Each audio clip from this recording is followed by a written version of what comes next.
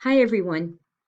I'm going to show you what I learned about Seesaw so we can get our kids and parents started on Seesaw. Everything that I learned from YouTube or just playing around with it. Um, so I'm not an expert, but let's get this started so we can get kindergarten on Seesaw. So I'm in my Launchpad and I'm going to sign in.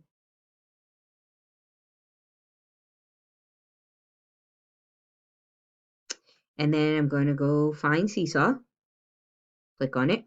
I didn't have to put in any passwords. It just took me to my class. All right, now I'm in Seesaw. And the two things that I wanted to know to get started is how do I put stuff out so the kids can do it? And how do the kids turn in work to me? There's actually three things. The third thing was how do I teach the parents how to do it? But there's a link in the same email showing the parents how to do it as well. So let's start with how do we put stuff in their portfolio? Go to add. This is where the kids would post their work. But again, that's in another video. We're going to focus on what we're going to do, which is assign an activity. And when you go in here, there will be nothing in your library. There will be a community filled with resources. I do not know how to make something yet and put it on Seesaw, but I'm going to lean on the understanding of my colleagues that have already created stuff in here.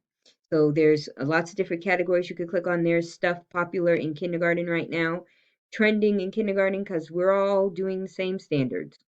So we're in luck. So I know that I'm doing sorting now. So I'm going to search sorting.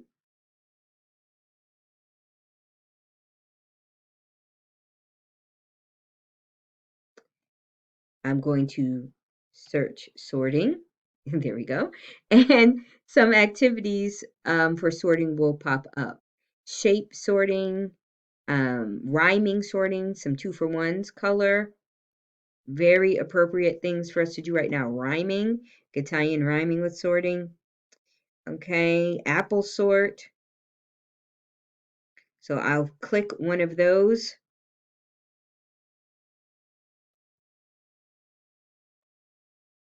And I will push assign. Now it is assigned to my 24 students. And, oh, not quite. First, I'm going to click assign to class 1 down here.